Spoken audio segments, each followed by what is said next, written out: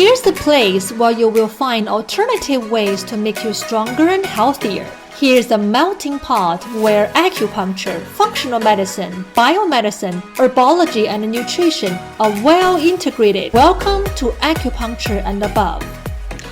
First, let me ask you a question. What is your top 3 must-to-have food in your refrigerator? My answer is eggs, one kind of green leafy vegetable, and ginger. The first 2 are understandable, right? But I put ginger to tell how important ginger is to me and my family. We not only cook ginger as part of a recipe, but most importantly, we use it as a self-care herbal remedy. So let's talk about ginger. Ginger, which comes from a flowering root plant, provides a variety of great health benefits. Found first in Southeast Asia, this spice has been used in Eastern medicine practice since the 9th century and is also a staple of Asian, Indian, and Caribbean cuisines. There are many forms of ginger, fresh ginger, dried ginger, powdered ginger, ginger paste, ginger tea bag, or pickled ginger. And people also buy ginger ale, ginger beer, or ginger chewy candy, right? So which form of ginger do I refer to here? Good question. I only store fresh gingers in my fridge. Fresh ginger, also called ginger root or rhizome, can be purchased from most grocery stores. However, fresh ginger packs a powerful punch. Not only does it contain vitamin C, magnesium, and potassium, but it also provides multiple health benefits. If you search on Google, you may find many listed good things that ginger can do, but I will only focus on 3 main points based on my clinic and personal life experience.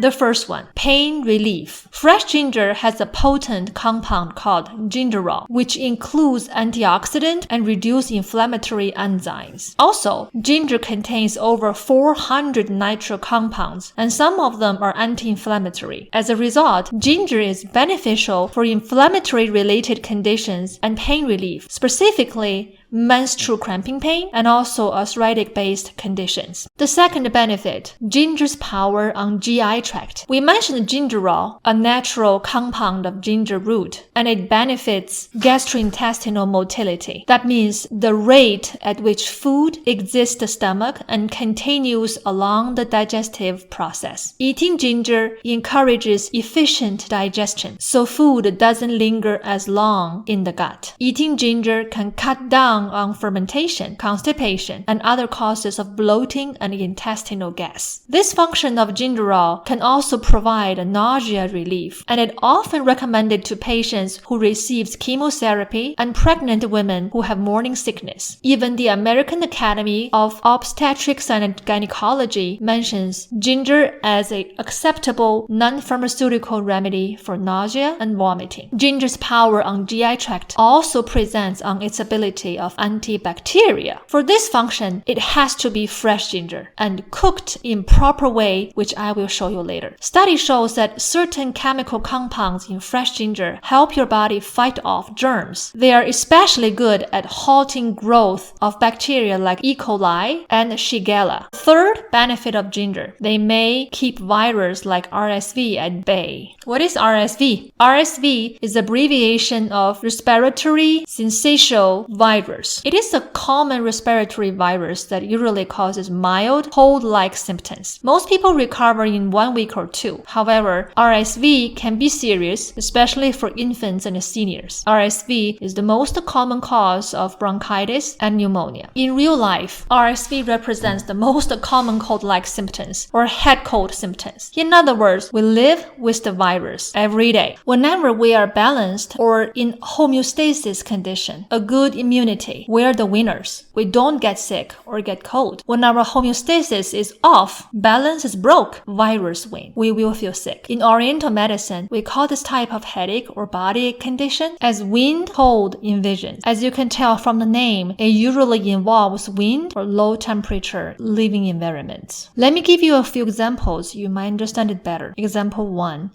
Many Americans like morning shower and wash their hairs as well. And then they went outside with wet hair. Summer is okay, but in winter or spring, they are easier to catch headaches, whole body pain, neck and back, muscle tightness. Many of them don't understand the reason, so they often call it themselves, I think I got allergy.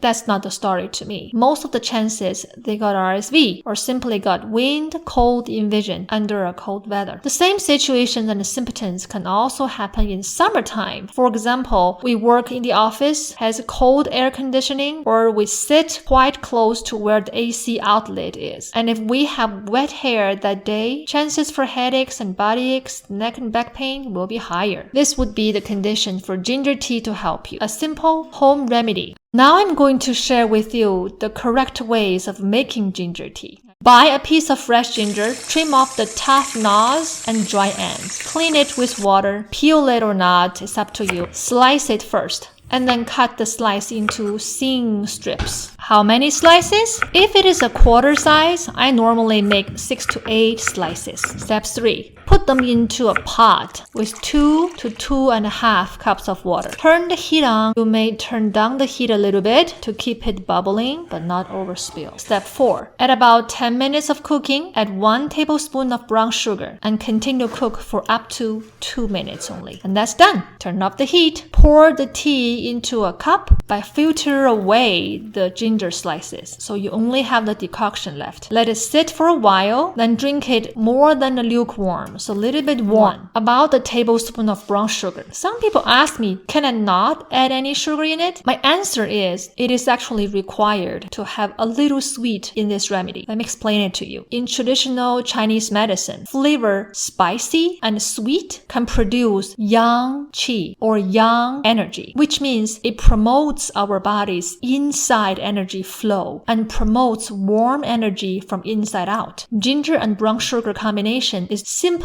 way to present this treatment philosophy. People ask me, what if I have diabetes? May I use stevia instead of ginger? Well, coming from the natural resources point of view, I still recommended brown sugar. You can reduce dosage, maybe 1 teaspoon. Remember, I said brown sugar, better with organic brown sugar, not white sugar though, okay? In fact, one recent small study suggested that ginger may help our body use insulin better. Studies have also found that ginger encourages your muscles to absorb glucose without requiring you to take extra insulin. So ginger may keep your blood sugar steady. This benefit may balance out the 1 teaspoon or 1 tablespoon of brown sugar that's used in this remedy, right? May I use honey to replace brown sugar?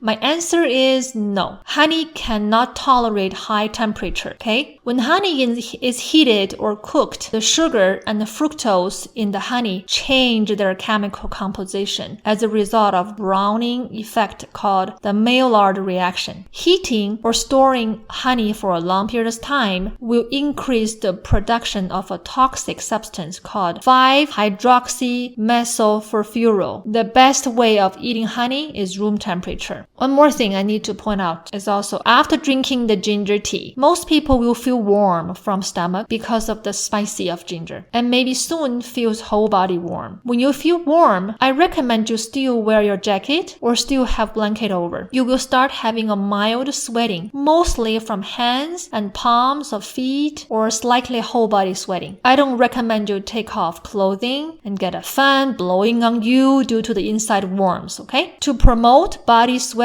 is the goal.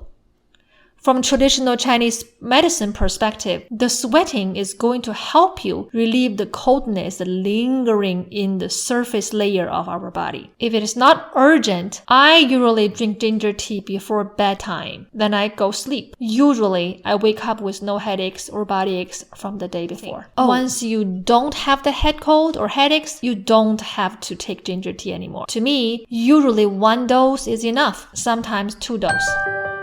Alright, my friend, this is the end of this show. I will see you next week. Bye now.